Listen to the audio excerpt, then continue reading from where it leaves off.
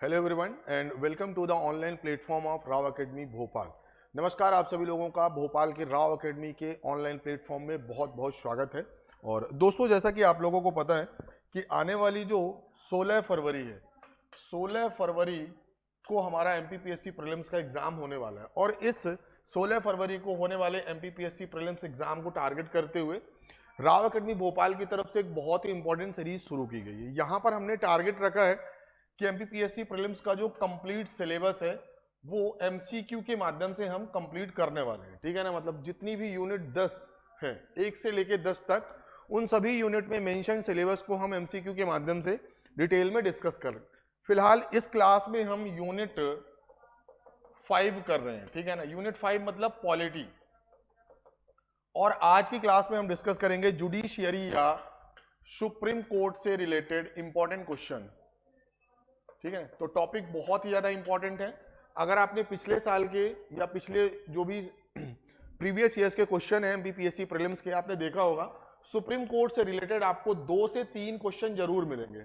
ठीक है ना, तो इस क्लास को देखने के बाद ना आपके सुप्रीम कोर्ट से जितने भी क्वेश्चन बनने वाले हैं ना वो सही होने वाले हैं। ठीक है ना, तो इस क्लास को आप सभी लोग ज्वाइन करेंगे और दोस्तों को भी बताएंगे कि हमारी जो पॉलिटी की क्लास है वो राव एकेडमी भोपाल पर आ चुकी है। ठीक है ना, तो क्लास को शुरू करते हैं बिना विलंब के हुए। क्लास को शुरू करें उसके पहले एक नोटिफिकेशन ये है, एमपीपीएससी प्रीलिम्स 2025 को टारगेट करते हुए राव एकेडमी भोपाल की तरफ से एक बहुत ही इंपॉर्टेंट और कॉम्प्रिहेंसिव सीरीज शुरू की गई है। ठीक है ना, तो अगर अभी तक आपने टेस्ट सीरीज को इनरोल नहीं किया, ठीक है ना, तो आज ही इस टेस्ट सीरीज को इनरोल करिए, क्योंकि टेस्ट सीरीज बहुत ज्यादा इंपॉर्टेंट होती है। देखिए, जितना कि पढ़ना और थ्योरी पोर्शन कंप्लीट करना इंपॉर्टेंट है, उतना ही बोल सकते हैं टेस्ट सीरीज का भी इंपॉर्टेंस है। टेस्ट सीरीज से आप एग्जाम में होने वाली गलतियों से ओवरकम कर सकते हैं। ठीक है, जैसे एग्जाम में कई बार आप लोग बोलते हैं सर मेरा 1 क्वेश्चन से नहीं हो पाया, 2 क्वेश्चन से नहीं हो पाया, या कई बार आप बनते हुए क्वेश्चंस को गलत करते हैं। वो इसलिए क्योंकि आपने टेस्ट सीरीज की प्रैक्टिस नहीं की है। और सबसे खास बात यह है, ये टेस्ट सीरीज आपको मात्र 99 रुपए पर मिलने वाली है। ठीक है ना, तो बिना विलंब किए टेस्ट सीरीज को ज्वाइन करेंगे। देखिए, टेस्ट सीरीज को जो डिजाइन किया गया है ना, बहुत अच्छे तरीके से डिजाइन किया गया है। यहाँ पर यूनिट वाइज भी आपको पेपर मिलेंगे और फुल लेंथ टेस्ट भी मिलेंगे। ठीक है, सबसे इंपॉर्टेंट जो नोटिफिकेशन ये है आप लोगों के लिए कि राव एकेडमी भोपाल का online application Google play store पर आ चुका है।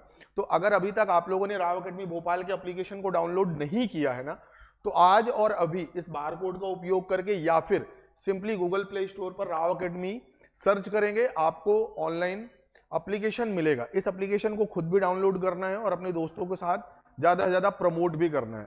इसलिए मैं ये बोल रहा हूं क्योंकि आगे आने वाली जितनी भी हमारी एजुकेशनल एक्टिविटीज होंगी, चाहे वो ऑनलाइन क्लासेस हों, फ्री डेमो वीडियोस हों, फ्री के पीडीएफ नोट्स हों या फिर मेंटरशिप हो, वो सभी चीजें आपको इसी एप्लीकेशन पर मिलेंगी। ठीक है ना, चलिए आज की क्लास को शुरू करते हैं बिना विलंब के हुए। सबसे इंपॉर्टेंट उसके पहले कि ये हमारे सोशल मीडिया प्लेटफॉर्म है, लाइक फेसबुक है, यूट्यूब है और टेलीग्राम है। इन सोशल मीडिया प्लेटफॉर्म पर भी आप राव एकेडमी भोपाल के साथ जुड़ सकते हैं और जो भी अपडेट्स हैं, जो भी नोटिफिकेशन है, वो आपको यहां पर मिलेगी। इंपॉर्टेंट सबसे ज्यादा है टेलीग्राम। टेलीग्राम इसलिए इंपॉर्टेंट है क्योंकि क्लास खत्म होने के बाद जो क्लास की पीडीएफ है, करंट इश्यूज है, डेली के जो हमारे क्वेश्चंस हैं, वो आपको इसी टेलीग्राम चैनल पर मिलते हैं। तो अगर अभी तक आप लोगों ने राव एकेडमी भोपाल के टेलीग्राम चैनल से नहीं जुड़े हैं तो आज इस टेलीग्राम चैनल को ज्वाइन करेंगे। ठीक है ना, चलिए फिर आज की क्लास को शुरू करते हैं। और आज की क्लास का पहला सवाल आपकी स्क्रीन पर है, judicial activism in India is related to.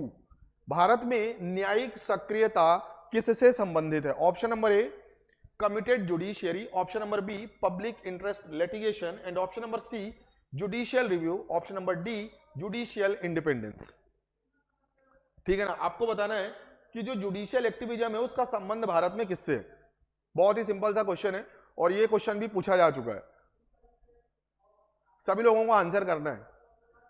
चलिए देखिए, जो इसका correct answer option number B public interest litigation. Public interest litigation या इसी को शॉर्ट में बोलते हैं PIL। PIL और भारत में इसके जो जनक है वो किसे बोला जाता है? PN भगवती साहब। PN भगवती साहब थे जिन्हें PIL का जनक बोला जाता है। इंपॉर्टेंट है, नोट करेंगे। जुडिशियल एक्टिविज्म का संबंध PIL या पब्लिक इंटरेस्ट लिटिगेशन से है और इसके जनक भारत में PN भगवती साहब को माना जाता है और ये जस्टिस थे, सुप्रीम कोर्ट के जस्टिस थे। चीफ जस्टिस थे, justice of supreme court. Note करेंगे सभी लोग। भारत में पीआईएल के जनक कौन हैं? आप बताएंगे सर पीएन भगवती साहब। और जुडिशियल एक्टिविज्म का मतलब ये है पब्लिक इंटरेस्ट लिटिगेशन। ठीक है, चलिए आगे बढ़ेंगे और अगला सवाल आपकी स्क्रीन पर है। Supreme Court judgement of the Indira Sahni versus union of India, ये केस कब हुआ था? इंपॉर्टेंट लैंडमार्क केस है 1992। Is related to which issue? Indira Sahni बनाम भारत संघ मामले में सुप्रीम कोर्ट का फैसला किस मुद्दे से संबंधित है?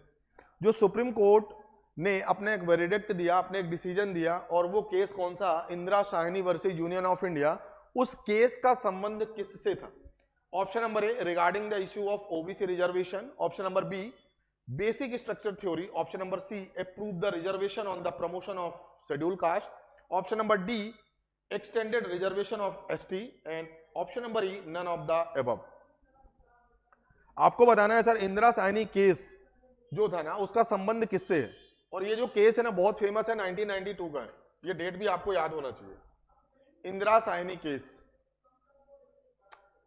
ठीक है ना, सभी लोगों को आंसर करना है। और इसका जो correct answer option number A regarding the issue of OBC reservation in government employment. देखिए आइए समझते हैं। सबसे पहले बात करेंगे ना ओबीसी रिजर्वेशन की शुरुआत मानते हैं हम, वैसे तो बहुत से कमेटीज बनी, 1957 में काका कालेलकर कमेटी थी, लेकिन जो सबसे इंपॉर्टेंट कमीशन था वो था मंडल कमीशन।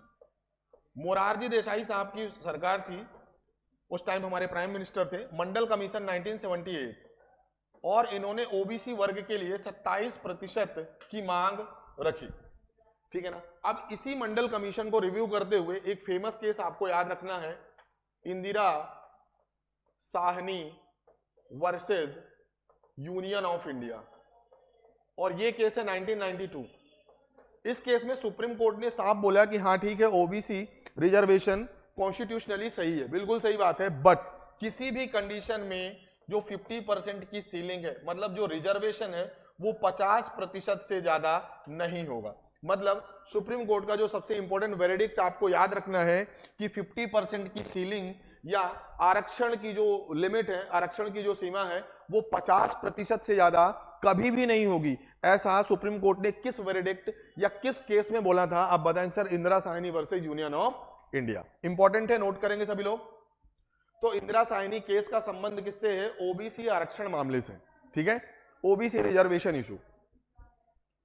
चलिए देखिए कॉन्स्टिट्यूशनल वैलिडिटी, बिल्कुल जो ओबीसी का रिजर्वेशन था जिसको मंडल कमीशन ने रिकमेंड किया था और मोरारजी देसाई की जो सरकार थी उसे एक्सेप्ट भी हुआ, बट सुप्रीम कोर्ट ने ये बोला कि हाँ ठीक है this is constitutionally valid, but जो 50% की सीलिंग है, मैक्सिमम 50% ऑफ द रिजर्वेशन वो मेंटेन होना चाहिए। इससे ज्यादा अगर रिजर्वेशन देते हैं वो कॉन्स्टिट्यूशनल वायोलेशन कहलाएगा, संविधान का हनन कहलाएगा। ये बात सुप्रीम कोर्ट ने इस वर्डिक्ट में बोली थी। देखिए स्क्रीनशॉट लेते चलेंगे, ये सभी क्वेश्चन बहुत ज्यादा इंपॉर्टेंट है। आगे बढ़ेंगे और अगला सवाल आपकी स्क्रीन पर है। Who is known as custodian of Indian constitution? Who is known as custodian of Indian constitution, या भारतीय संविधान के संरक्षक के रूप में किसे जाना जाता है?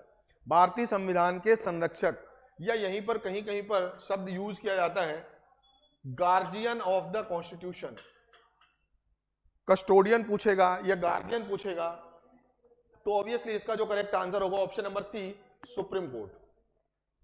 ये कस्टोडियन या बोल सकते हैं गार्जियन ऑफ द कॉन्स्टिट्यूशन क्यों बोलते हैं कि मान के चलिए आपको भी पता है कि जो पार्लियामेंट है, parliament has power to amend, संविधान में संशोधन करने की जो शक्ति है वो किसके पास है? पार्लियामेंट के पास, under article 368 of the Indian constitution. We know that the parliament has power to amend the constitution under article 368। आपको पता है कि अनुच्छेद 368 के तहत जो भारत की सांसद है वो संविधान में संशोधन कर सकती है, बट 1973 में बेसिक स्ट्रक्चर की बात बोली गई। बेसिक स्ट्रक्चर, ठीक है, केशवानंद भारती केस में सुप्रीम कोर्ट ने बेसिक स्ट्रक्चर की बात बोली। अब देखिए जो बेसिक स्ट्रक्चर है मतलब कि जो संविधान की मूल संरचना है उसे पार्लियामेंट कभी भी बदल नहीं पाएगी। इसी वजह से हम क्या बोलते हैं सुप्रीम कोर्ट को कस्टोडियन या गार्जियन ऑफ द कॉन्स्टिट्यूशन। मतलब कि पार्लियामेंट का कोई भी लेजिस्लेशन है या पार्लियामेंट कोई भी ऐसा कानून बनाती है जो संविधान के अगेंस्ट है तो हमारे सुप्रीम कोर्ट के पास जुडिशियल रिव्यू की पावर है, आर्टिकल 13 जुडिशियल रिव्यू की पावर है, और वो हमारी जो सुप्रीम कोर्ट है, हमारी जो जुडिशियरी है, उस रूल या लेजिस्लेशन को नल या वाइड घोषित कर सकती है। क्या बातें क्लियर है? इसी वजह से हम क्या बोलते हैं कि Supreme Court is the custodian of our constitution. उम्मीद है बातें क्लियर होंगी सभी को। कस्टोडियन बोलते हैं, गार्जियन बोलते हैं, ऐसा इसलिए क्योंकि आर्टिकल 13 की पावर है जुडिशियल रिव्यू, और दूसरा बेसिक स्ट्रक्चर की बात बोली गई है केशवानंद भारती केस में, कि जो पार्लियामेंट है बिल्कुल संशोधन कर सकती है संविधान में, लेकिन बेसिक स्ट्रक्चर को बदल नहीं सकती। ठीक है,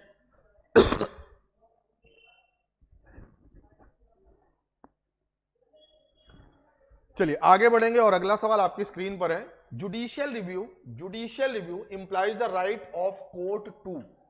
देखिए, न्यायिक समीक्षा से तात्पर्य न्यायालय के इस अधिकार से। अच्छे से पढ़ेंगे पहले सवाल को। Option number A, declare any law or order invalid if it is conflict with the constitution, review the order of lower court, hear appeals against the decision of lower court, review the laws to see that they have been passed as per the procedure laid down। ये चारों option है। Accordingly आपको बताना है कि judicial review का मतलब क्या होता है। अभी मैंने आपको बताया थोड़ी देर पहले जुडिशियल रिव्यू का मतलब क्या होता है। ठीक है, चलिए देखिए, जो इसका करेक्ट आंसर होगा option number A, declare any law or order invalid if it is conflict with the constitution. Simple सी बात है। अभी मैंने बताया कि जो आर्टिकल 13 है, आर्टिकल 13 में जुडिशियल रिव्यू की बात की गई है, जुडिशियल रिव्यू की बात की गई है, न्यायिक समीक्षा, हिंदी में बोलते हैं न्यायिक समीक्षा, न्यायिक समीक्षा की बात की गई है। अब देखिए, न्यायिक समीक्षा का मतलब क्या होता है, सिंपल शब्दों में अगर बात करें कि मान के चलिए जो पार्लियामेंट है, भारत की जो संसद है, कोई भी एक कानून बनाती है, और ये जो लॉ है या जो कानून है वो कॉन्स्टिट्यूशनल के अगेंस्ट है, संविधान के विरुद्ध है या अनकॉन्स्टिट्यूशनल है, कोई भी लॉ है जो अनकॉन्स्टिट्यूशनल है, तो ऐसे कानून को सुप्रीम कोर्ट नल या वाइड घोषित करेगी, नल या वाइड घोषित करेगी, और इसी को बोलते हैं जुडिशियल रिव्यू। देखिए, इसका जो सबसे जीता जागता उदाहरण है, जो आप सभी को याद भी होना चाहिए, कि national judicial appointment commission, NJAC बोलते हैं, इसका गठन पार्लियामेंट ने कर दिया 99 कॉन्स्टिट्यूशनल अमेंडमेंट एक्ट से। मतलब भारत में 99 संविधान संशोधन हुआ, और ये 2011 की बात है। कब की बात है? 2011 की बात है। एक अमेंडमेंट हुआ और नेशनल कमीशन बन गया, किसके लिए? जजों की अपॉइंटमेंट के लिए। सुप्रीम कोर्ट ने देखा कि इस कमीशन में ज्यादातर लोग पॉलिटिकल बैकग्राउंड से हैं, ज्यादातर लोग पॉलिटिकल बैकग्राउंड से हैं इस कमीशन में। मतलब अब जजों की अपॉइंटमेंट में किसका इंटरफेरेंस होगा? पॉलिटिकल मेंबर का। लेकिन हमारी जुडिशियरी इंडिपेंडेंट है, हमारी जो जुडिशियरी है, न्यायपालिका है, वो तो स्वतंत्र है, और ये एक बेसिक स्ट्रक्चर का हिस्सा है। इसीलिए सुप्रीम कोर्ट ने बेसिक स्ट्रक्चर के वायोलेशन की बात करते हुए इस एनजीएसी, नेशनल जुडिशियल अपॉइंटमेंट कमीशन को रेपेल करती है, और इस कानून को नल एंड वाइड घोषित कर देती है। ये भी एक बहुत अच्छा एग्जाम्पल है। और एनजेएसी की जगह पर फिर से कॉलेजियम सिस्टम को प्राथमिकता मिलती है। नोट करेंगे सभी लोग, कहीं पर कोई डाउट हो तो पूछेंगे। ठीक है, तो जुडिशियल रिव्यू से मतलब ये है कि अगर पार्लियामेंट या कोई भी स्टेट लेजिस्लेचर ऐसा कोई कानून बनाती है जो अनकॉन्स्टिट्यूशनल है, संविधान के अगेंस्ट है, तो ऐसे कानून को सुप्रीम कोर्ट नल या वाइड घोषित करेगी। इसका सबसे फेमस एग्जांपल आपको याद रखना है, पार्लियामेंट ने 99 संविधान संशोधन कानून के द्वारा नेशनल जुडिशियल अपॉइंटमेंट कमीशन बनाया for the appointment of the जजेस, but this is against the independence of judiciary because it has the interference of the political members. इसी बात को बताते हुए सुप्रीम कोर्ट ने इस एनजेएसी को क्या कर दिया? नल एंड वाइड घोषित कर दिया। ठीक है ना? चलिए इस चीज को भी स्क्रीनशॉट लेंगे। बहुत इंपॉर्टेंट क्वेश्चन है ये। आगे बढ़ेंगे और अगला सवाल आपकी स्क्रीन पर है। हाँ, आगे बढ़ने से पहले अगर बात करें जुडिशियल रिव्यू किस देश से लिया गया है, आपका आंसर होना चाहिए सर यूएसए। जुडिशियल रिव्यू का जो कॉन्सेप्ट है वो हमने किस देश से लिया है? आप बताएंगे सर यूएसए के कॉन्स्टिट्यूशन से। ठीक है ना? आगे बढ़ेंगे और अगला सवाल आपकी स्क्रीन पर है। All the cases regarding interpretation of the constitution can be brought to the supreme Court under its. संविधान की व्याख्या से संबंधित सभी मामले सर्वोच्च न्यायालय में इसके अंतर्गत लाए जा सकते हैं। मतलब जो भी कॉन्स्टिट्यूशनल इंटरप्रिटेशन है, संविधान को लेके अगर कोई भी डिस्कशन होने वाला है और ये केस कहां पर पहुंचता है, सुप्रीम कोर्ट में, तो वो सुप्रीम कोर्ट के अंदर किस तरीके के केस में समझा जाएगा, ठीक है ना। Option number A original jurisdiction, option number B appellate, option number C advisory and option number D none of the above. Constitutional interpretation by the supreme Court, ठीक है ना, वो किस ज्यूरिसडिक्शन में आता है, सिंपल सा सवाल है, बहुत इंपॉर्टेंट है। चलिए देखिए, अगर बात करेंगे ना एक एक करके चीजों को समझते हैं। ओरिजिनल ज्यूरिसडिक्शन की बात करें, article 131 of the Indian constitution tells about the original jurisdiction of the supreme court. अब देखिए, ओरिजिनल ज्यूरिसडिक्शन का मतलब क्या है कि एक्सक्लूसिव पावर है। एक्सक्लूसिव पावर मतलब ऐसे कोई भी मामले जिनके लिए आप केवल और केवल सुप्रीम कोर्ट ही जा सकते हैं, उसके अलावा भारत में किसी भी कोर्ट के पास ऐसी जुडिशियल पावर नहीं है कि उन मामलों की सुनवाई कर सके। ऐसे मामलों को या ऐसे न्यायिक समीक्षा को हम क्या बोलते हैं, ओरिजिनल ज्यूरिसडिक्शन। क्या बातें क्लियर हैं? क्या बातें क्लियर हैं? अब एक्सक्लूसिव पावर सुप्रीम कोर्ट की कहां कहां पर है वो चीज भी लिख लेंगे। आर्टिकल 32 संवैधानिक उपचारों के अधिकार, ठीक है, ये हमारा मौलिक अधिकार है। अगर आपके किसी भी फंडामेंटल राइट का अब्यूज होता है, वायोलेशन होता है, तो आप कहां पर जाते हैं? आप बताएंगे सर हम सुप्रीम कोर्ट जाते हैं और अकॉर्डिंगली सुप्रीम कोर्ट हमारे फंडामेंटल अधिकार के वायोलेशन के लिए 5 तरीके की रिट इशू करते हैं। मतलब आर्टिकल 32 में जो रिट इशू करने की पावर है, ये सुप्रीम कोर्ट की क्या है? एक्सक्लूसिव पावर है, ओरिजिनल ज्यूरिसडिक्शन है। अगर मान के चलिए कि जो हमारा यूनियन ऑफ इंडिया है और इसके साथ कुछ स्टेट्स एक तरफ हैं और बाकी कुछ राज्य दूसरी तरफ हैं, मतलब केंद्र राज्यों के बीच कोई अगर डिस्प्यूट है तो सुप्रीम कोर्ट। तीसरी अगर बात करेंगे कि यूनियन और स्टेट्स की कोई बात है, इंडिविजुअल स्टेट या दो से अधिक स्टेट्स की बात है, या दो राज्यों के बीच की बात है, दो राज्यों के बीच की बात है, बाउंड्री को लेके कोई डिस्प्यूट है, टेरिटरी को लेके कोई डिस्प्यूट है, तो ये जितने भी डिस्प्यूट हैं वो किसके अंतर्गत आते हैं? Original jurisdiction. यहां पर एक नोट करके लिखेंगे, वाटर डिस्प्यूट को छोड़ के दो या दो से अधिक राज्यों में अगर पानी को लेके कोई विवाद है तो इसके लिए इंटर स्टेट वाटर ट्रिब्यूनल की बात की गई है, ठीक है ना, वहां पर सुप्रीम कोर्ट का ओरिजिनल ज्यूरिसडिक्शन नहीं लगेगा, ठीक है ना, वाटर डिस्प्यूट को छोड़ के। तो देख सकते हैं ये वो सभी मामले हैं जो ओरिजिनल ज्यूरिसडिक्शन के अंतर्गत आते हैं। अगर बात करेंगे अपीलेट ज्यूरिसडिक्शन, तो आर्टिकल 32 से लेके 36 तक अपील करने या अपीलेट ज्यूरिसडिक्शन की बात बोली गई है, और जो कॉन्स्टिट्यूशनल इंटरप्रिटेशन है वो इसी अपीलेट ज्यूरिसडिक्शन के अंतर्गत आता है, ठीक है ना। आपको कोई पूछेगा सर जो कॉन्स्टिट्यूशनल इंटरप्रिटेशन है, ठीक है ना, तो वो किसके अंतर्गत आता है सुप्रीम कोर्ट में? आप बताएंगे सर अपीलेट ज्यूरिसडिक्शन।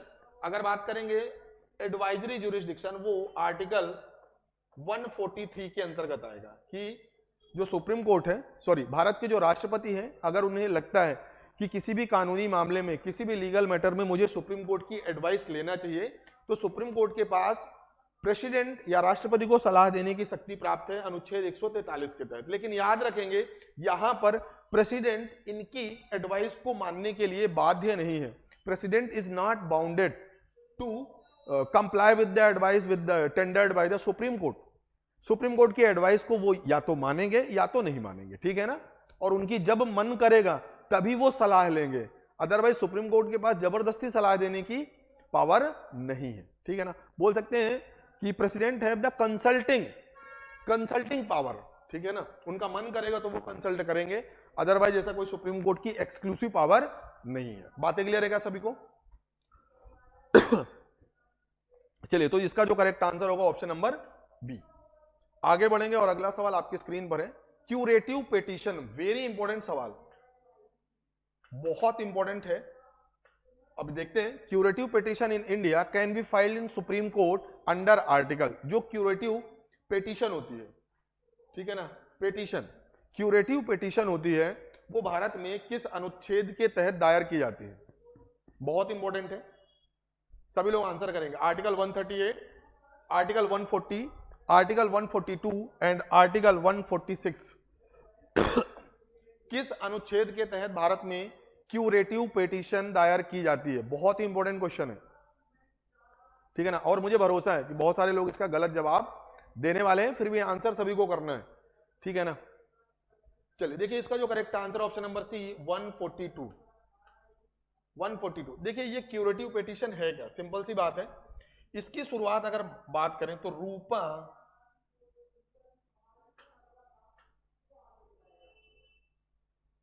ठीक है ना, इसकी शुरुआत अगर बात करेंगे तो वर्ष 2002 से मानी जाती है।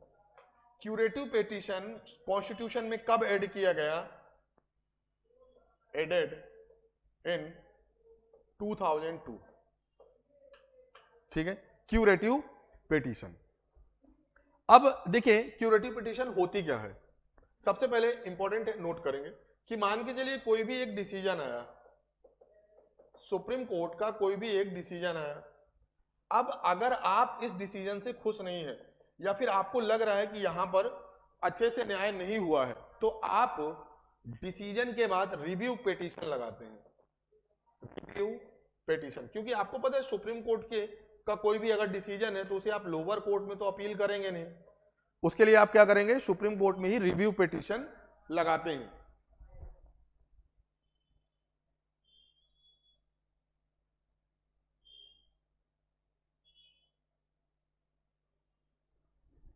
ठीक है, रिव्यू पिटीशन लगाते हैं। ठीक, अगर रिव्यू पिटीशन भी आपकी क्या हो गई? खारिज हो गई, फिर भी आपको लगता है कि आपके साथ मिस जस्टिस हुआ है, उस कंडीशन में आप क्यूरेटिव पिटीशन लगा सकते हैं। क्यूरेटिव पिटीशन, क्या बातें क्लियर है? क्या क्या स्टेप होते हैं? सबसे पहले सुप्रीम कोर्ट का कोई भी डिसीजन हुआ और आप उस डिसीजन से नाखुश हैं, तो आपके पास अगला जो टूल है वो है रिव्यू पिटीशन। लेकिन अगर रिव्यू पिटीशन भी क्या होती है? खारिज कर दी जाती है सुप्रीम कोर्ट के द्वारा, उस कंडीशन में आपके पास क्यूरेटिव पिटीशन का प्रावधान है आर्टिकल 142 के तहत। याद करेंगे, ये पहले नहीं था। 2002 में एक केस हुआ, रूपा अशोक हुर्रा वर्सेस अशोक हुर्रा, ठीक है ना, ये बहुत फेमस केस था। और इसी केस के बाद क्यूरेटिव पिटीशन की बात आर्टिकल 142 में जोड़ी गई। ये इंपॉर्टेंट है, नोट करेंगे। कब जोड़ी गई? वर्ष 2002 में, ठीक है। किस अनुच्छेद के तहत? आर्टिकल 142। कौन सा फेमस केस है? रूपा अशोक हुर्रा वर्सेज अशोक हुर्रा, ठीक है ना। इसकी प्रोसेस क्या होती है? डिसीजन पहले होगा, कोई भी वेरिडिक्ट पर सुप्रीम कोर्ट का फाइनल डिसीजन होगा, उसके बाद आप रिव्यू पिटीशन लगाएंगे, देन रिव्यू पिटीशन के बाद आप क्या लगाएंगे? Curative petition. चलिए ठीक है, लेकिन आपको बता दें, सबसे पहले आपको जो भी सीनियर एडवोकेट हैं, जो भी सीनियर एडवोकेट हैं, उनकी रिकमेंडेशन भी चाहिए। जो भी सुप्रीम कोर्ट के सीनियर एडवोकेट हैं, उनकी रिकमेंडेशन चाहिए, तभी जाके आप क्यूरेटिव पिटीशन फाइल कर पाएंगे। तब तो आप सुप्रीम कोर्ट को बता पाएंगे ना कि हाँ सुप्रीम कोर्ट से कहां पर गलती हुई है। वैसे ये चीज बोलना तो कंटेम्प्ट ऑफ कोर्ट है, बट फिर भी आप क्यूरेटिव पिटीशन फाइल कर सकते हैं आर्टिकल 142 के तहत, ठीक है।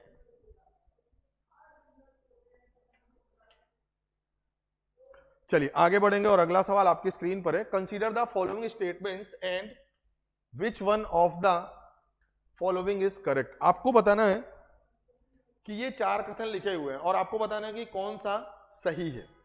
ऑप्शन नंबर ए पढ़ेंगे, supreme Court of the India has only original jurisdiction, it has only original and appellate jurisdiction, it has only advisory and appellate jurisdiction, it has original appellate and advisory jurisdiction. कि भारत की जो supreme court है उनके पास कौन कौन से न्यायिक क्षेत्राधिकार हैं या ज्यूरिसडिक्शन है। बहुत सिंपल सा सवाल है।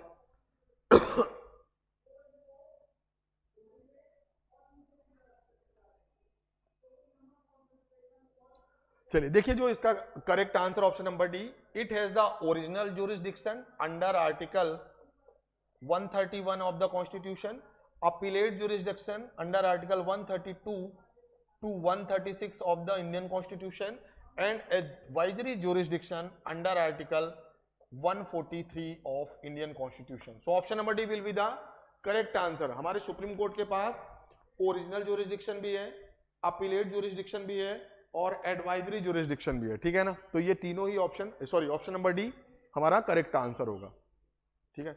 जिसका भी ये ऑप्शन नंबर डी है वो बिल्कुल सही जवाब है। और इस तरीके के ही क्वेश्चन एमपीपीएससी में पूछे जाते हैं, ज्यादातर आर्टिकल से रिलेटेड है, इसलिए इन चीजों को आप साथ में नोट करते चलेंगे, ठीक है। आगे बढ़ेंगे और अगला सवाल आपकी स्क्रीन पर है। The second largest bench constituted by the supreme Court till date was in the, आपको भी पता है कि आज तक की जो सबसे बड़ी बेंच है वो केशवानंद भारती केस में कॉन्स्टिट्यूट की गई थी। For the constitutional interpretation 13 bench, 13 जज की एक बेंच यहां पर गठित की गई थी केशवानंद भारती केस में। जो दूसरी सबसे बड़ी बेंच है वो किस केस में कॉन्स्टिट्यूट की गई थी, सवाल ये पूछ रहा है। Option number A Golaknath, option number B Minerva Mill, option number C bank nationalisation case and option number D TMA Pai Foundation को, ठीक है। आपको बताना है कि कौन सा फेमस वेरिडिक्ट है, कौन सा फेमस केस है जब सुप्रीम कोर्ट की दूसरी सबसे बड़ी बेंच कॉन्स्टिट्यूट की गई, गठित की गई, ठीक है। चलिए देखिए जो इसका करेक्ट आंसर है option number A Golaknath case. Golaknath पूरा केस इस तरीके से पढ़ते हैं, Golaknath versus state of Punjab, और ये केस है 1967। देखिए डेट याद रखना है, ठीक है ना। यहां पर 11 जजेस की जो बेंच है वो कॉन्स्टिट्यूट की गई थी, 11 जजों की बेंच बनाई गई थी और ये कॉन्स्टिट्यूशनल बेंच है, ठीक है ना। दूसरी इंपॉर्टेंट बात, अगर बात करेंगे सबसे जो बड़ी बेंच है वो आज तक की है 13 जजेस की, 13 जजेस। और ये कब हुआ था आप बताएंगे सर? केशवानंद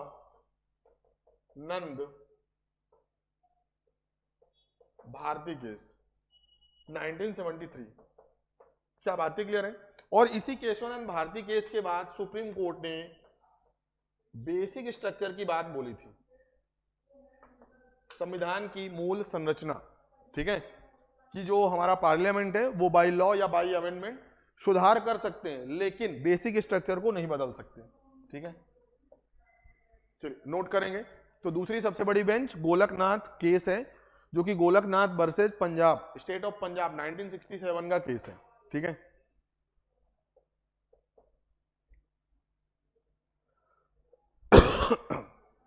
चलिए आगे बढ़ेंगे और अगला सवाल आपकी स्क्रीन पर है। Which one of the following pairs article provision is not correctly matched. देखिए एक तरफ लिखा हुआ है आर्टिकल अनुच्छेद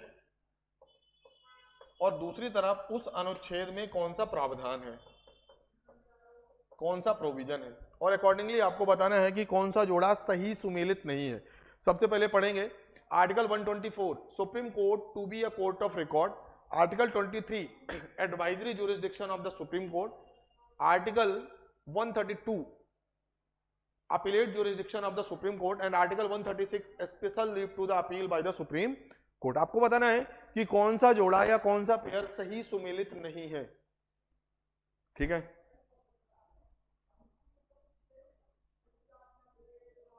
चलिए देखिए जो इसका करेक्ट आंसर है ना ऑप्शन नंबर ए ही है, ठीक है। क्योंकि आर्टिकल 124 में ना अपॉइंटमेंट है, ठीक है ना, अगर बात करेंगे टेन्योर है, ठीक है, तो ये बहुत सारे प्रोविजन है सुप्रीम कोर्ट से रिलेटेड, अपॉइंटमेंट है, टेन्योर है, ओथ है, अफर्मेशन है, वो सभी चीजें आर्टिकल 124 में है ना कि, ठीक है ना। अगर बात करेंगे Supreme Court to be the court of record, ये बात आर्टिकल 129 में बोली गई है। कहां पर है? आर्टिकल 129, आर्टिकल 129 में बात बोली गई। तो option number A will be the correct answer. ये सही सुमेलित नहीं है। बाकी एडवाइजरी ज्यूरिसडिक्शन आर्टिकल 123 बिल्कुल सही है, अपीलेट ज्यूरिसडिक्शन आपको भी पता है 132 बिल्कुल सही है, और आर्टिकल 136 में स्पेशल लीव बात की गई है सुप्रीम कोर्ट, मतलब अपील करने के लिए supreme court special leave grant कर सकता है, ठीक है, आपके लिए। तो यहां पर option number A will be the correct answer. इस तरीके के आर्टिकल वाले भी क्वेश्चन पूछे जाते हैं, ठीक है ना, तो हमें साइमल्टेनियसली आर्टिकल भी याद करने की कोशिश करना है, जो भी इंपॉर्टेंट आर्टिकल हैं। आगे बढ़े और अगला सवाल आपकी स्क्रीन पर है, the power of the supreme Court of India, power of supreme Court of India to decide disputes between the centre and states falls under, मतलब केंद्र और राज्य के बीच विवादों का फैसला करने की भारत के सर्वोच्च न्यायालय की शक्ति इसके किस न्यायिक क्षेत्राधिकार के अंतर्गत आती है? Option number A advisory, option number B appellate, option number C original and option number D constitutional. ठीक है, मतलब केंद्र सरकार और राज्य सरकार के बीच में कोई एक विवाद की स्थिति है, तो इस विवाद को निपटाना, इस विवाद को सुलझाना किसका क्षेत्राधिकार है? आपको भी पता है सर सुप्रीम कोर्ट का है, लेकिन सुप्रीम कोर्ट का किस तरीके का न्यायिक क्षेत्राधिकार है? क्या ये एडवाइजरी है, क्या ये अपीलेट है, क्या ये ओरिजिनल है या फिर कॉन्स्टिट्यूशनल? ठीक है, आंसर सभी को करना है।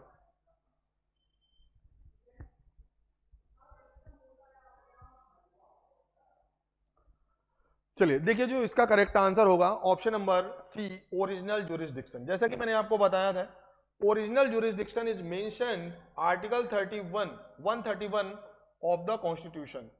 और ओरिजिनल ज्यूरिसडिक्शन में कौन कौन सी चीजें आती हैं मैंने आपको बताया, writ under article 32 for the violation of the constitution, dispute between the union and states, dispute between the states, ठीक है ना, union and states in one side and other states on the other side. तो कुल मिला के ये सब किसके अंतर्गत आएंगे?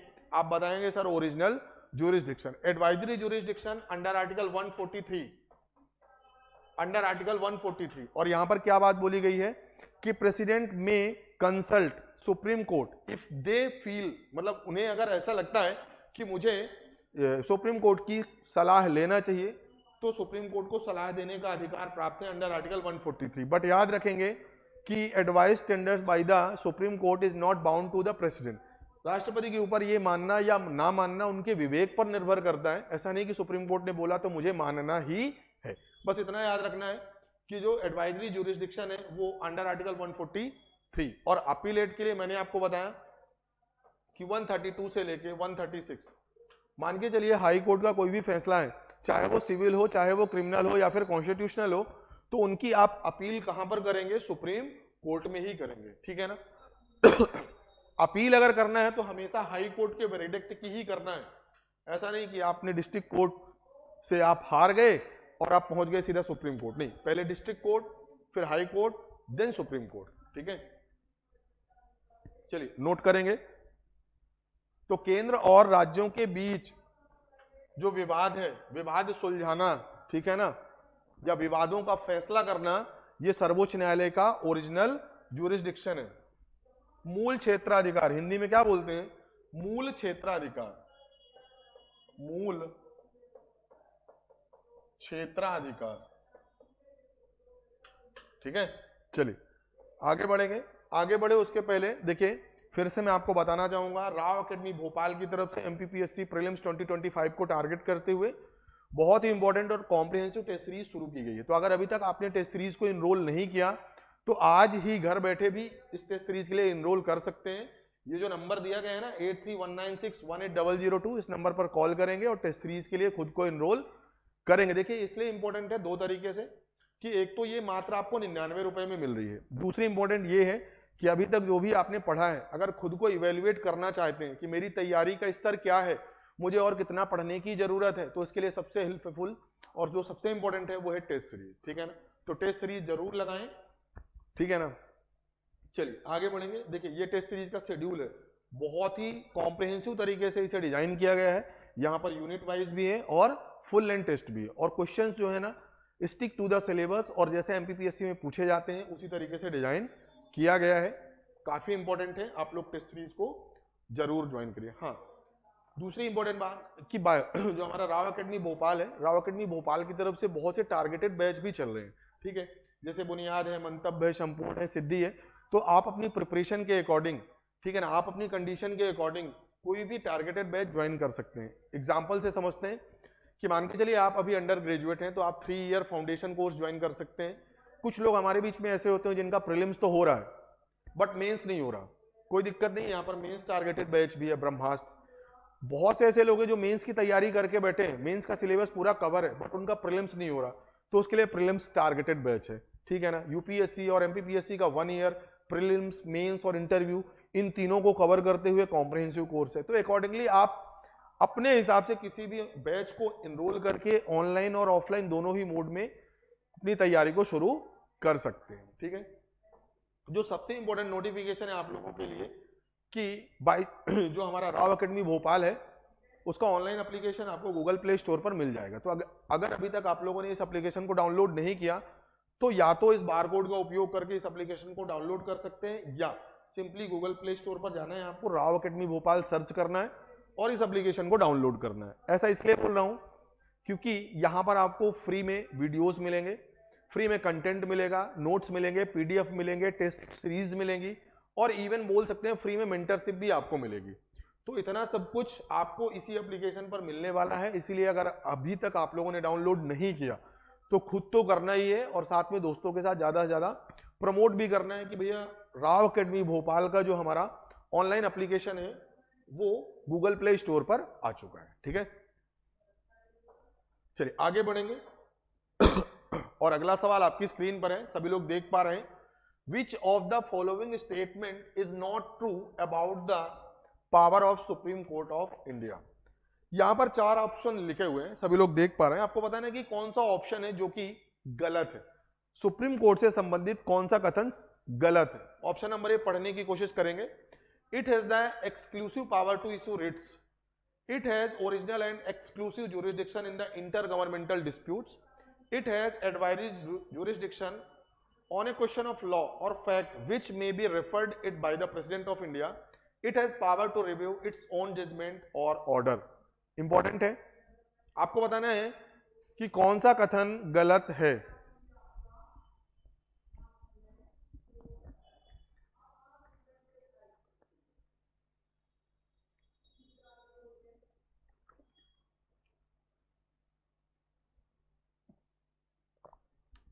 चलिए देखिए, इसका जो करेक्ट आंसर है ना ऑप्शन नंबर ए है। अगर आप लोग ध्यान से पढ़ेंगे ना तो यहां पर एक शब्द लिखा हुआ है एक्सक्लूसिव, अगर ये शब्द नहीं लिखा होता ना तो ये ऑप्शन सही था। एक्सक्लूसिव का मतलब होता है कि केवल और केवल सुप्रीम कोर्ट के पास ही ये पावर है। तो क्या रिट इशू करने की जो पावर है केवल सुप्रीम कोर्ट के पास ही है? आप बताएंगे सर ऐसा गलत है, क्यों? क्योंकि सुप्रीम कोर्ट के पास आर्टिकल 32 के तहत पावर मिली हुई है रिट इशू करने की, और हमारे हाई कोर्ट को आर्टिकल 226 के तहत मिली हुई है। मतलब under article 32 Supreme Court can issue writ against the violation of fundamental rights only, but High Court under article 226 can also issue writs, ठीक है ना, for the fundamental right as well as any other matters. मतलब जो high court है ना उसका writ issue करने का जो दायरा है ना वो सुप्रीम कोर्ट से ज्यादा है। So option number A is the बोल सकते हैं इज इनकरेक्ट ऑप्शन।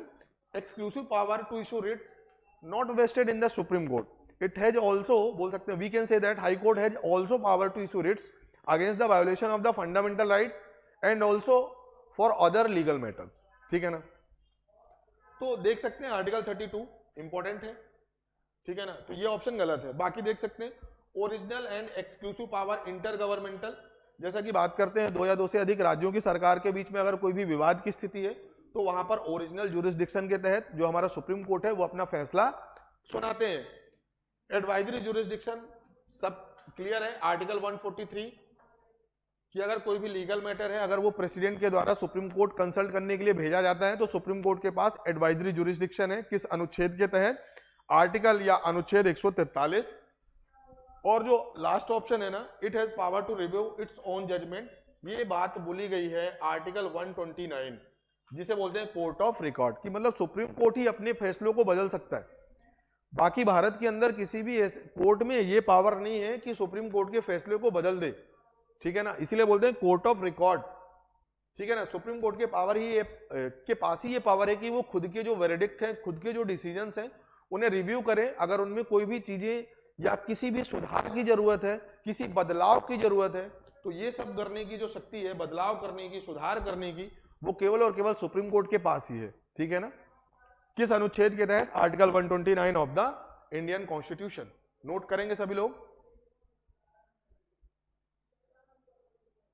देखिए आप लोग ना क्वेश्चन का स्क्रीनशॉट भी ले सकते हैं, क्वेश्चन का स्क्रीनशॉट भी ले सकते हैं।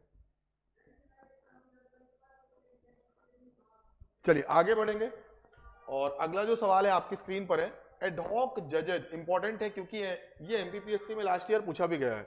एडहॉक जजेज are appointed in Supreme Court when, सर्वोच्च न्यायालय में तदर्थ न्यायाधीशों की नियुक्ति कब की जाती है, आपको बताना है, ठीक है ना। आपको पता है कि एडहॉक जजेज की व्यवस्था यहां पर की गई है, ठीक है ना। तो एडहॉक जज कब अपॉइंट किए जाते हैं? सम जजेस go on long leave, no one is available for the permanent appointment, there is an abnormal increase in the cases pending before the court, there is no quorum of the judges available to hold, ठीक है ना। आपको बताना है कब ad hoc जजेस appoint किए जाते हैं, ठीक है।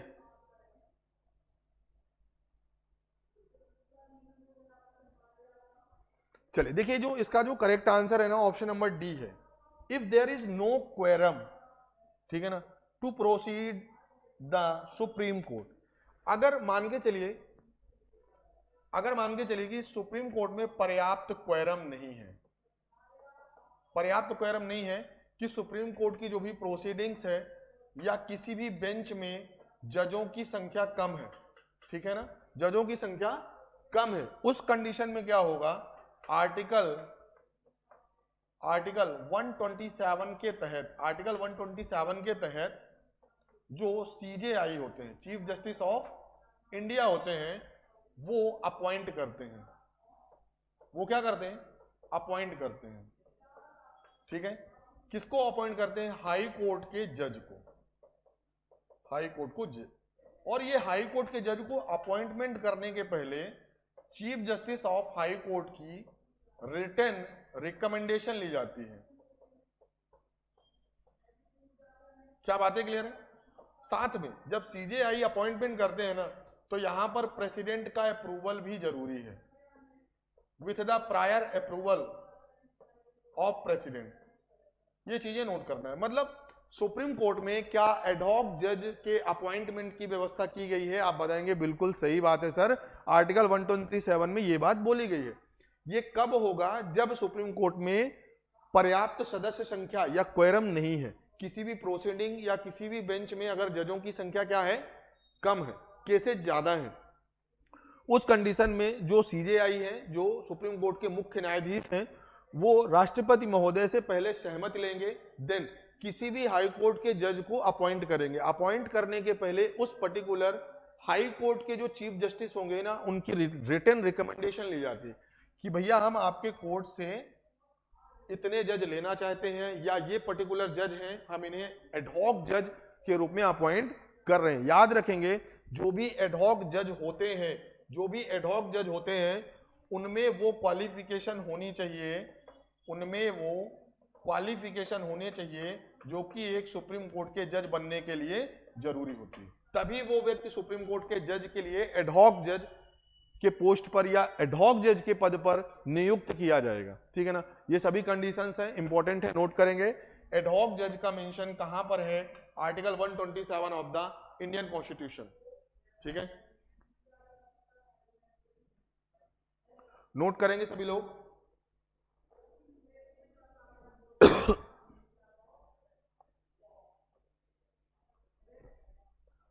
ठीक है, यहां तक किसी का कोई भी डाउट हो, कोई भी प्रश्न हो तो पूछ सकते हैं।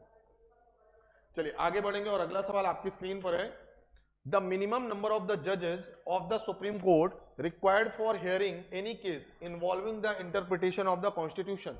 मान के चलिए संविधान से संबंधित कोई भी डिस्कशन हो रहा है, कोई भी वेरिडिक्ट है जहां पर कॉन्स्टिट्यूशनल इंटरप्रिटेशनल जरूरी है, मतलब सुप्रीम कोर्ट कॉन्स्टिट्यूशनल इंटरप्रिटेशन करने के लिए मिनिमम कितने जजों की बेंच ऑर्गेनाइज करता है, गठित करता है। सवाल यह पूछा गया है कि जो कॉन्स्टिट्यूशनल बेंच है, कॉन्स्टिट्यूशनल बेंच है, कॉन्स्टिट्यूशनल बेंच है मतलब संविधान के किसी भी मामले की सुनवाई में जो भी बेंच बैठती है, जो भी जजों का ग्रुप होता है, उसमें मिनिमम कितने जज होते हैं, उसमें मिनिमम कितने जज होते हैं, सवाल यह पूछा गया है।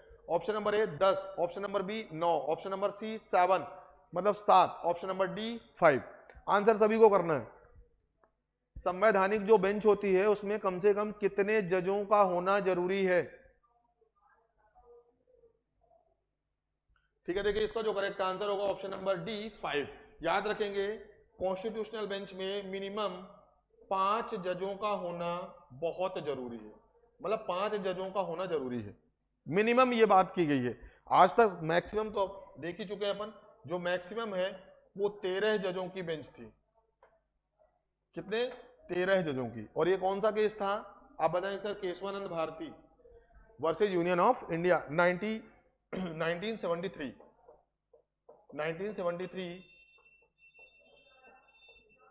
Keshavananda versus union of India 1973। बातें क्लियर है क्या? ये वही केस है जब सुप्रीम कोर्ट ने बेसिक स्ट्रक्चर की बात बोली थी। ठीक है, 1973 बहुत फेमस केस है। आगे बढ़ेंगे और अगला सवाल आपकी स्क्रीन पर है। In which year was the collegium system for the appointment of the जजेस adopted by Supreme Court of India? Important है, देखेंगे। भारत के सर्वोच्च न्यायालय द्वारा न्यायाधीशों की नियुक्ति के लिए कॉलेजियम प्रणाली किस वर्ष अपनाई गई? बहुत ही इंपॉर्टेंट है, बहुत ही इंपॉर्टेंट है, वेरी इंपॉर्टेंट। जो कॉलेजियम सिस्टम है आपको ही पता है, collegium system for the appointment of the जजेज, मतलब जजों की जो नियुक्ति होती है हाई कोर्ट और सुप्रीम कोर्ट में, वो कॉलेजियम सिस्टम के थ्रू होती है। ये कॉलेजियम सिस्टम की शुरुआत कब हुई थी? Option number A 1993, option number B 1996, option number C 2000 and option number D 2004। ठीक है ना? देखिए अगर इसको करेक्टली बोलें, हाँ सबसे पहले आप लोग आंसर कर दें। आंसर सभी को करना है। चलिए देखिए, अगर बात करेंगे ना तो इसका जो करेक्ट आंसर होगा वो ऑप्शन नंबर ए है। बट मोस्ट प्रिसाइजली अगर बात करेंगे, देखिए जो कॉलेजियम सिस्टम की शुरुआत है, ध्यान से सुनेंगे और चीजों को नोट भी करेंगे। जो कॉलेजियम सिस्टम की शुरुआत है भारत में मानी जाती है फेमस 3 जजेज केस। फर्स्ट जज केस, 3 जज मतलब सेकंड हुआ फिर थर्ड हुआ, तो 3 जजेज का जो केस था वहां से मानी जाती है। और जो लास्ट थर्ड जज केस था ना वो 1998 से, लेकिन जो सेकंड जज केस था वो 1993 में है। तो 1993 भी हमारा करेक्ट आंसर है। मान के चलिए यहां पर ऑप्शन में अगर 1998 होता तब भी हमारा आंसर क्या होता? 1998। मोस्ट जो प्रिसाइजली या जो सबसे सही आंसर बोलना चाहिए वो है 1998। कॉलेजियम सिस्टम की शुरुआत भारत में 1998 से मानी जाती है। पहला ऑप्शन आपको याद रखना। दूसरी बात, ये कॉलेजियम सिस्टम क्या है? कॉलेजियम सिस्टम बेसिकली ये हाई कोर्ट के लिए भी है और सुप्रीम कोर्ट के लिए भी है। सुप्रीम कोर्ट के लिए भी और हाई कोर्ट के लिए। सुप्रीम कोर्ट में जो चीफ जस्टिस ऑफ इंडिया होते हैं उनके साथ 4 और मेंबर होते हैं, और ये मेंबर सीनियर मोस्ट जज ही होते हैं, सीनियर जज। सेम यहां पर जो चीफ जस्टिस होंगे और साथ में 4 सीनियर जज होंगे। यही कॉलेजियम सिस्टम है। अब देखिए जो चीफ जस्टिस ऑफ इंडिया है और ये 4 जो सीनियर मेंबर हैं, यही किसी भी व्यक्ति का नाम रिकमेंड करते हैं। रिकमेंड करते हैं किसको? गवर्नमेंट को। गवर्नमेंट मतलब जो हमारी काउंसिल ऑफ मिनिस्टर है। फिर काउंसिल ऑफ मिनिस्टर भी कुछ व्यक्तियों का नाम सजेस्ट करती है किसे? कॉलेजियम को। लेकिन अगर कॉलेजियम वापस से फिर से उसी व्यक्ति का नाम सरकार को या काउंसिल ऑफ मिनिस्टर को रिकमेंड करती है, तब उस कंडीशन में जो काउंसिल ऑफ मिनिस्टर है ये बाउंडेड है, ये बाध्य है कि कॉलेजियम सिस्टम की बात मानेगी और उस पर्टिकुलर व्यक्ति को सुप्रीम कोर्ट या हाई कोर्ट के जज के रूप में नामित करेगी। बट याद रखेंगे जो हाई कोर्ट है, हाई कोर्ट के कॉलेजियम में या हाई कोर्ट के कॉलेजियम सिस्टम जो भी है for the appointment of the जजेज इन द हाई कोर्ट, वो किसके अधीन है? सुप्रीम कोर्ट के कॉलेजियम में। मतलब हाई कोर्ट में किसी भी जज की अपॉइंटमेंट होगी उसके पहले सुप्रीम कोर्ट का जो भी कॉलेजियम सिस्टम है उसकी प्रायर रिकमेंडेशन लेना बहुत जरूरी है। ठीक है ना? ऐसे ही अपॉइंटमेंट नहीं होगा। याद करेंगे, देख सकते हैं, नोट करेंगे सभी लोग। हाँ, इसी कॉलेजियम सिस्टम को खत्म करने के लिए पार्लियामेंट ने 99th कॉन्स्टिट्यूशनल अमेंडमेंट एक्ट 2011 के तहत नेशनल जुडिशियल अपॉइंटमेंट कमीशन बनाया था, जिसे बाद में सुप्रीम कोर्ट ने अपनी जुडिशियल पावर का यूज करते हुए, सॉरी जुडिशियल रिव्यू की जो शक्तियां हैं उसका उपयोग करते हुए नल और वाइड घोषित कर दिया था। क्यों ऐसा किया था? क्योंकि इस कमीशन में ज्यादातर लोग राजनीतिक थे। मतलब अब जुडिशियरी किसके अधीन होने वाली थी? पॉलिटिकल मेंबर या लेजिस्लेटिव के, जो कि independence of judiciary basic structure का वायोलेशन हो रहा था। इसी वजह से कॉलेजियम सिस्टम को रखा गया और एनजेएसी को हटा दिया गया। ठीक है, नोट करेंगे सभी लोग। चलिए, कोई भी डाउट होना तो पूछ सकते हैं, इंपॉर्टेंट क्वेश्चन है। आगे बढ़ेंगे और अगला सवाल आपकी स्क्रीन पर है। Acting chief justice of the supreme Court of India is appointed by. Bharat में जो एक्टिंग चीफ जस्टिस है, ठीक है ना, उन्हें अपॉइंटमेंट कौन करते हैं? उनकी अपॉइंटमेंट या नियुक्ति कौन करते हैं? सवाल बहुत इंपॉर्टेंट है। भारत के जो कार्यवाहक मुख्य न्यायाधीश है, मान के चलिए कि ये किसी भी वजह से जो मुख्य न्यायाधीश है वो अपने ऑफिस को रिज्यूम नहीं कर पा रहे, काम नहीं कर पा रहे, बीमार है या छुट्टी में है या वॉट एवर द रीजंस, तो उस कंडीशन में कोई ना कोई तो मुख्य न्यायाधीश होना चाहिए। तो एक्टिंग चीफ जस्टिस की यहाँ पे प्रावधान किया गया है, व्यवस्था की गई है। तो आपको बताना है अगर एक्टिंग चीफ जस्टिस का जो अपॉइंटमेंट है वो कौन करेंगे।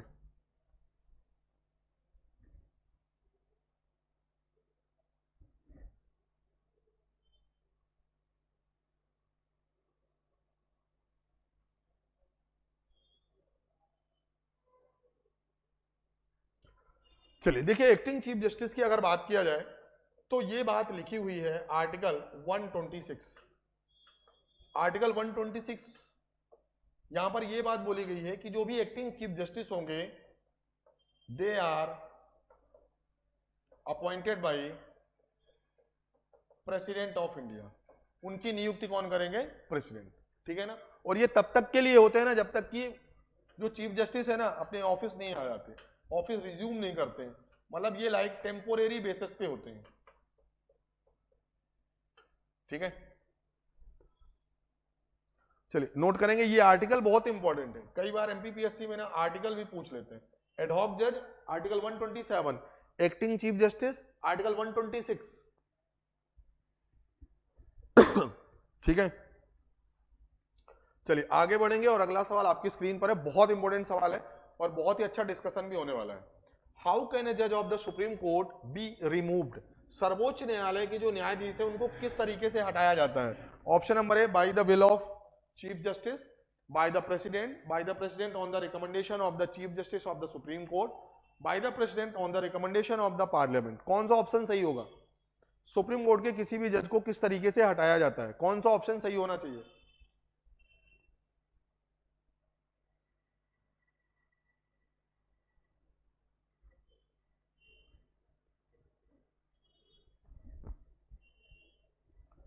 चलिए देखिए, इसका जो करेक्ट आंसर होगा ऑप्शन नंबर डी है, by the president on the recommendation of the parliament. अब आइए चीजों को अच्छे से समझते हैं कि आखिर किसी भी सुप्रीम कोर्ट के जज को कैसे हटाते हैं। लिखेंगे रिमूवल, किस तरीके से हटाते हैं। रिमूवल का जो प्रोसेस है, सबसे पहले एक मोशन पास किया जाता है और वो मोशन जो है, नोट करेंगे, जो मोशन है वो मोशन किसके लिए होता है? मिसबिहेवियर और इनकैपेसिटी। मिसबिहेवियर या इनकैपेसिटी, एक मोशन पेश किया जाता है। ठीक है, अब देखिए इस मोशन को पेश करने के लिए ना सपोर्ट की जरूरत है, जिसमें से लगभग 100 मेंबर कहां के होना चाहिए? लोकसभा, और 50 मेंबर कहां से होना चाहिए? राज्यसभा। पहली बात, इनिशिएशन की बात करेंगे। किसी भी मोशन को हमें इनिशिएट करना है, मतलब हमें सुप्रीम कोर्ट को हटाने, सुप्रीम कोर्ट के किसी भी जज को हटाने के लिए एक प्रस्ताव रखना है, एक मोशन पास करना है, तो उसके लिए लोकसभा में मिनिमम 100 सदस्य और राज्यसभा में मिनिमम 50 सदस्यों का वहां पर सहमति होना, उनका अप्रूवल लेना जरूरी है। पहली बात। दूसरी इंपॉर्टेंट बात है कि एक थ्री मेंबर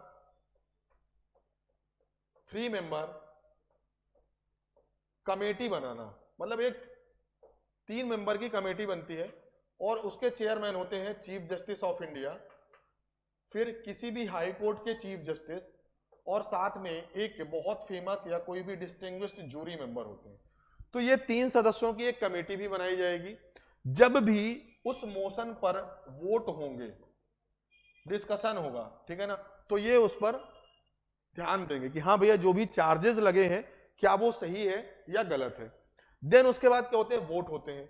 अगर वोटिंग दोनों ही हाउस में 2/3 मेजोरिटी से पास हो गया, मतलब वो जो मोशन है हटाने के लिए वो कितनी मेजोरिटी से पास हो गया, 2/3 मेजोरिटी से पास हो गया, और यह बात सिद्ध हो गई कि मिसबिहेवियर या इनकैपेसिटी की वजह से सुप्रीम कोर्ट के जज को हटाया जा रहा है, ठीक है ना, वोटिंग हो गई, वो मोशन पास हो गया, तब जाके प्रेसिडेंट ऑर्डर देंगे या तब जाके प्रेसिडेंट साहब रिजोल्यूशन पास करेंगे और अकॉर्डिंगली सुप्रीम कोर्ट के जज उस पद से हट जाते हैं। बात समझ में आई क्या?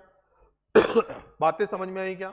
मतलब देख सकते हैं हटाने की कितनी जटिल प्रक्रिया है। ऐसा नहीं कि बस राष्ट्रपति ने बोला हटा देते हैं तो हटा देते हैं, ऐसा नहीं है, ठीक है ना।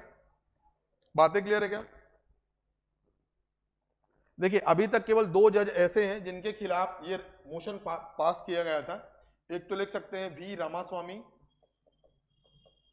और दूसरे हैं दीपक मिश्रा। दीपक मिश्रा वाला तो अभी रिसेंट का इशू है 18-19 का, 1997 का रामास्वामी। ये 2 जजेस हैं, जस्टिस लिख सकते हैं justice V Ramaswami and justice Deepak Mishra, जिनके खिलाफ मोशन तो पास किया गया बट ये मोशन पास नहीं हुआ, मतलब 2/3 मेजोरिटी से ये मोशन पास नहीं हुआ था। ये इंपॉर्टेंट है, नोट करेंगे कि अभी तक कौन कौन से ऐसे जज हैं जिनके खिलाफ मोशन पास किया गया उनको हटाने के लिए। तो पहले थे जस्टिस वी.एस. रामास्वामी और दूसरे हैं जस्टिस दीपक मिश्रा, ठीक है। जनरली आज तक कभी भी हटाया नहीं गया।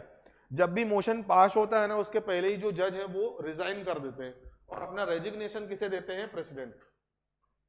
अपना रेजिग्नेशन किसे देते हैं, प्रेसिडेंट साहब को, ठीक है। चलिए आगे बढ़े और अगला सवाल आपकी स्क्रीन पर है, age of the retirement in the supreme court. देखिए सुप्रीम कोर्ट में रिटायरमेंट की एज क्या है, 62, 63, 64 या फिर 65। रिटायरमेंट एज क्या है, तो बहुत इजी है, option number D will be the correct answer. कितने भैया, 65 साल। याद रखेंगे संविधान या कॉन्स्टिट्यूशन में कहीं पर भी मिनिमम एज मेंशन नहीं है। सुप्रीम कोर्ट का जज या हाई कोर्ट का जज बनने के लिए मिनिमम एज मेंशन नहीं है, ठीक है ना। मैक्सिमम एज फिक्स है 65 साल। अगर बात करेंगे हाई कोर्ट की तो वो कितनी है, 62 साल। हाई कोर्ट के लिए कितनी है रिटायरमेंट एज, 62 ईयर्स, ठीक है ना। और this is for the supreme Court, ठीक है। चलिए आगे बढ़े और अगला सवाल आपके स्क्रीन पर है, अ जज ऑफ द सुप्रीम कोर्ट में resign his office by writing a letter to. आपको बताना है कि जो भी सुप्रीम कोर्ट के जज हैं अगर वो रेजिग्नेशन देना चाहते हैं, अपना त्याग पत्र देना चाहते हैं, तो किसको देंगे, चीफ जस्टिस को देंगे, प्रेसिडेंट को देंगे, प्राइम मिनिस्टर को देंगे या फिर लॉ मिनिस्टर को देंगे, ठीक है ना। किसको देंगे, सभी लोग आंसर करेंगे कि अगर अपना रेजिग्नेशन लेटर देना है किसी भी जज को सुप्रीम कोर्ट के, तो वो अपना रेजिग्नेशन किसे देंगे,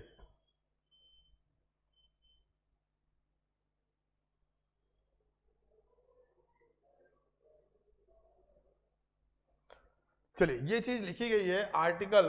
देखिए सिंपल सी बात है, एक चीज नोट करेंगे, दिमाग में ही बैठा लेंगे कि अगर किसी भी पद पर किसी भी व्यक्ति की नियुक्ति राष्ट्रपति महोदय कर रहे हैं तो रेजिग्नेशन भी उन्हीं को मिलेगा। ये चीज दिमाग में रखना है, ठीक है ना। तो आर्टिकल 124(2) के तहत जो रेजिग्नेशन है वो किसके लिए या किसको दिया जाएगा, प्रेसिडेंट को दिया जाएगा।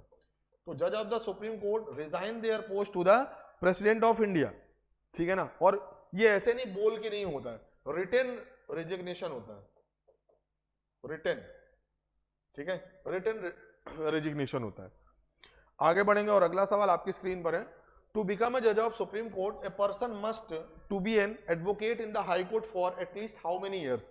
कि अगर किसी भी व्यक्ति को सुप्रीम कोर्ट का जज बनना है उसके लिए हाई कोर्ट में कितने समय तक या कितने साल तक आपको एज अ वकील रहना पड़ता है, कम से कम आपको बताना है। Option number A 20, option number B 10, option number C 8 and option number D 25, ठीक है ना। मतलब आपने क्वालिफिकेशन टू बिकम द जज ऑफ सुप्रीम कोर्ट पढ़ा होगा कि क्या क्या क्वालिफिकेशन होती है। उसमें से एक क्वालिफिकेशन ये भी है कि आपको हाई कोर्ट में एडवोकेट रहना चाहिए, तो कितने सालों तक रहना चाहिए कम से कम, ठीक है ना। देखिए इसका जो करेक्ट आंसर है option number B, option number B 10। अब अगर बात करें क्वालिफिकेशन की, तो क्वालिफिकेशन सबसे इंपॉर्टेंट तो वो भारत के नागरिक हो, भारत के नागरिक मतलब सिटीजन ऑफ इंडिया होना चाहिए। जो दूसरी इंपॉर्टेंट बात है कि हाई कोर्ट के अगर बात करेंगे जज की, तो एज अ जज उन्हें 5 साल, एज अ जज उन्हें 5 साल, और अगर बात करेंगे एडवोकेट या लॉयर की तो मिनिमम 10 साल। या फिर चौथी जो क्वालिफिकेशन है कि वो अपने आप में ना बहुत फेमस, या फिर बोल सकते हैं डिस्टिंग्विश्ड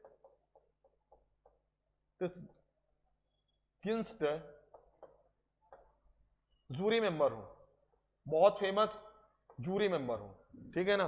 तो ये 4 चीजें हैं जो भारत के संविधान में क्वालिफिकेशन मेंशन की गई हैं टू बिकम द जज ऑफ सुप्रीम कोर्ट। भारत के नागरिक होना चाहिए, हाई कोर्ट के जज होना चाहिए, ठीक है ना, एडवोकेट हाई कोर्ट में 10 साल कम से कम, या फिर राष्ट्रपति की नजरों में कोई भी फेमस जूरी मेंबर होना चाहिए जिन्हें न्याय के बारे में काफी ज्ञान है, ठीक है।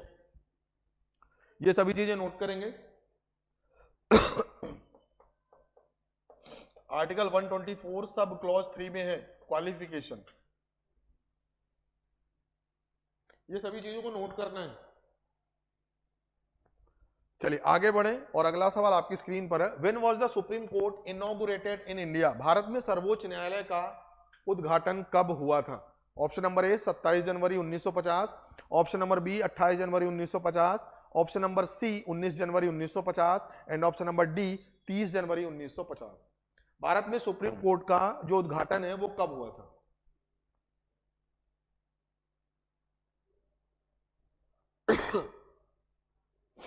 चलिए देखिए इसका जो करेक्ट आंसर है ना ऑप्शन नंबर बी है 28 जनवरी 1950। और ये डेट आप याद कर लें, ये डेट आप याद कर लें, बहुत इंपॉर्टेंट है, ठीक है, बहुत इंपॉर्टेंट है, ठीक है। और इसके पहले चीफ जस्टिस कौन थे? फर्स्ट इंडियन जो चीफ जस्टिस थे वो कौन थे? फर्स्ट चीफ जस्टिस कौन थे? हीरालाल, या ऐसे लिखते हैं जस्टिस हीरालाल जे कानिया, ये पहले चीफ जस्टिस थे, इंपॉर्टेंट है, नोट करेंगे। और स्थापना कब हुई थी? 28 जनवरी 1950। वैसे तो आप लोगों को पता है कि हिस्टोरिकल बैकग्राउंड या एंशिएंट, या जब हम ब्रिटिश के अधीन थे, ब्रिटिश कॉलोनाइजेशन था, उस समय पर 2 फेमस कोर्ट खुले थे। एक तो सुप्रीम कोर्ट कहां पर खुला था? कलकत्ता। और इसके पहले चीफ जस्टिस थे एलिजा एम्पे, ये चीज भी हम पढ़ चुके हैं हिस्टोरिकल बैकग्राउंड में। Elijah Impey was its first chief justice supreme court at Calcutta, और ये कब बना था? 1774 में। दूसरा अगर बात करेंगे फेडरल कोर्ट की, यही फेडरल कोर्ट है आगे चल के सुप्रीम कोर्ट बनता है, और इसकी स्थापना होती है 1937 में under the government of India act 1935। और इसके जो पहले चीफ जस्टिस थे वो थे मॉरिस गायर। तो ये सभी चीजें हैं जो आपको नोट करना है, याद रखना है, पेपर में कुछ भी पूछ सकते हैं, ठीक है ना। तो वर्तमान में जो सर्वोच्च न्यायालय है उसका उद्घाटन या शुरुआत कब हुई थी? 28 जनवरी 1950, और पहले चीफ जस्टिस थे हीरालाल जे कानिया। उम्मीद है यहां तक बातें क्लियर होंगी सभी को। यहां तक किसी का कोई भी डाउट हो, कोई भी प्रश्न हो तो पूछ सकते हैं, ठीक है।